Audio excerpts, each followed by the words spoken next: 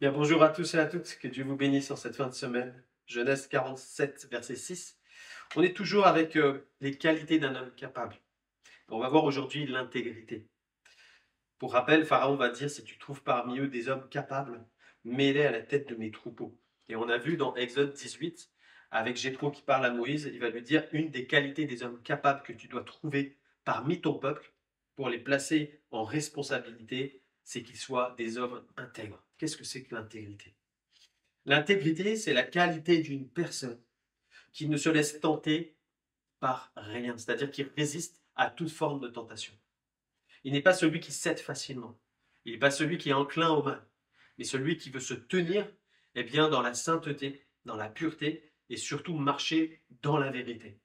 Ça, c'est un homme intègre. Est-ce qu'un homme intègre est parfait? Non. Il peut chuter, mais c'est un homme qui est capable de se remettre en question facilement quand il est confronté à la parole de Dieu, à la vérité qui sort de la bouche de Dieu. À partir de là, un homme intègre est un homme qui éprouve de l'humilité dans son cœur et qui se replace devant Dieu, qui demande pardon et qui est restauré. C'est ça quelqu'un d'intègre. Un synonyme de ce mot-là, c'est quelqu'un qui est vrai, quelqu'un qui est entier, qui est sûr, qui est loyal, qui est fidèle et qui est digne de confiance. Voici la qualité d'un homme intègre. Les raisons de l'intégrité, quelqu'un est intègre avec Dieu, pourquoi? Parce qu'il aime son Dieu, parce qu'il a été sauvé à la croix. C'est un peu l'image dans un couple d'un mari avec une femme, par exemple. Bien, si le mari aime sa femme, eh bien, c'est un mari qui va rester fidèle à son épouse. Il se laissera tenter par rien du tout, même si on peut lui proposer plein de choses différentes. Il va résister parce qu'il aime son épouse. Et ça le poussera à marcher dans la sainteté, à marcher dans l'intégrité, à résister.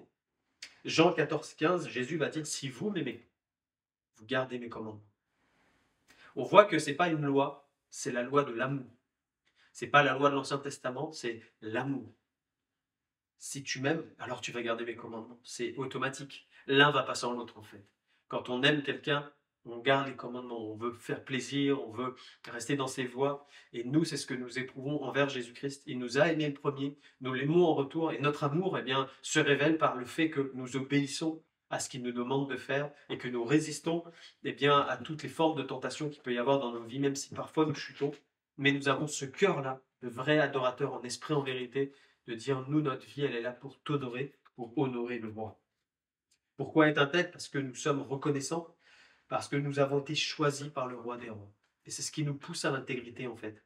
À dire, moi j'appelle ça garder son rang. C'est-à-dire, je veux rester reconnaissant et honorer celui qui m'a racheté et qui a fait de moi une nouvelle créature et un enfant de sa maison. À Corinthiens 15, 10, par la grâce de Dieu, je suis ce que je suis, et sa grâce envers moi n'a pas été vaine. On voit que Paul était reconnaissant en disant, je sais d'où je viens, je sais comment j'étais avant, comment j'ai tué même quelqu'un, j'ai participé à un meurtre, je pourchassais les chrétiens, et je me prenais un plaisir à le faire parce que je pensais que c'était juste de le faire. Mais depuis que j'ai rencontré Christ, sa grâce envers moi qui m'a sauvé, qui m'a racheté, qui m'a changé, j'en ai fait quelque chose parce que mon cœur est pour le roi et je veux rester dans cette intégrité avec lui. Je veux marcher pour lui tous les jours de ma vie. Que ça soit dans ton cœur aujourd'hui.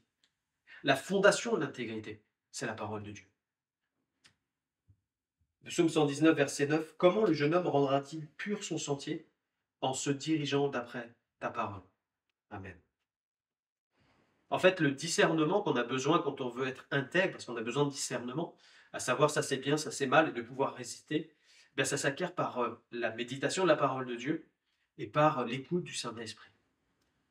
À partir de là, nous pouvons régler nos voies sur celles de Dieu et de dire ça c'est pour moi, ça c'est pas pour moi.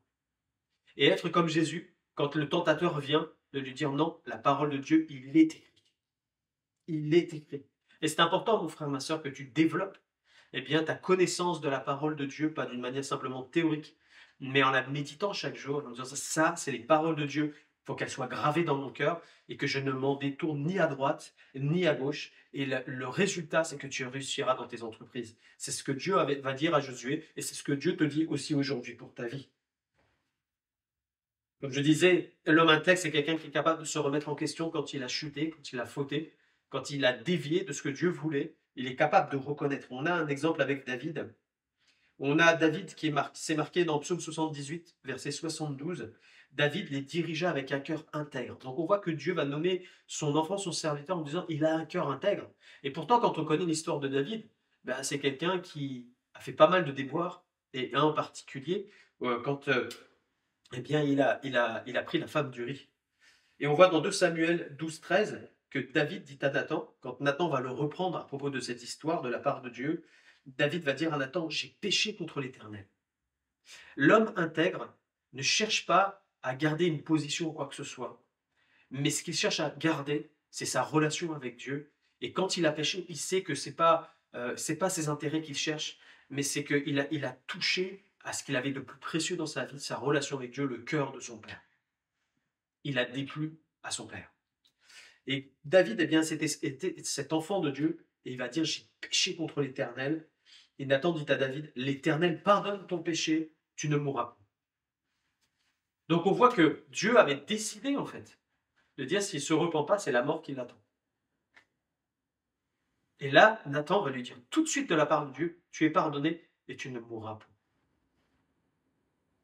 C'est-à-dire que quand on revient à Dieu, Dieu n'attend pas des siècles pour nous répondre, que Dieu connaît toutes choses et qu'il connaît surtout le cœur de David à cette époque-là, et qui va dire, je te pardonne et tu vas vivre. Il y aura des conséquences à ce qu'il a fait, mais en tous les cas, la vie de David va être préservée, et c'est un roi qui va honorer Dieu jusqu'à la fin de sa vie, jusqu'à vouloir construire le temple de Dieu que son fils va faire par la suite. Alors que nous soyons bien ces hommes et ces femmes intègres, que nous développions cette intégrité de cœur avec Dieu, d'être capable bien, de marcher dans cette humilité avec lui. Psaume 37, verset 37 en version Semeur, après quoi on priera. Observe comment vit l'homme au cœur droit, l'homme au cœur intègre. Tu constateras que l'homme de paix a un avenir. Amen. Observe-le. Si tu as peut-être des hommes ou des femmes autour de toi, dans l'Église, eh bien, qui sont intègres dans les voies de Dieu, si tu les observes, tu verras que Dieu marche avec eux et qu'ils marchent avec Dieu. Et tu verras que leur vie, même s'ils ont des difficultés, même s'ils passent par des temps parfois durs, c'est des hommes et des femmes qui ne se détournent pas de Dieu, et quand les tentations viennent, ils sont les premiers à dire non, je résiste à cette forme-là et j'avance et je continue à marcher dans la sanctification. Prends-les pour modèle parce que tu en as dans l'Église. Alors que Dieu te bénisse et t'encourage et que tu ailles de l'avant. Que Dieu te garde. Merci Seigneur pour ta parole. Merci Seigneur parce que Jésus, toi-même, Seigneur, tu as été intègre dans toutes tes voies, Seigneur. Merci de nous avoir sauvés, d'avoir résisté à toutes les tentations. Et c'est toi notre modèle, Seigneur. Seigneur, merci de fortifier tes enfants. Merci parce que Seigneur, notre Dieu, Seigneur, tu nous as devancés sur ce chemin et aujourd'hui tu nous donnes la force par le Saint-Esprit d'être comme toi. Merci Seigneur pour l'action puissante de ton Esprit qui nous pousse à être intègres. Merci Seigneur pour ceux que tu pardonnes aujourd'hui, que tu relèves aujourd'hui et que tu fortifies. Merci notre Dieu. Amen. Que Dieu vous bénisse. On se retrouve la prochaine fois.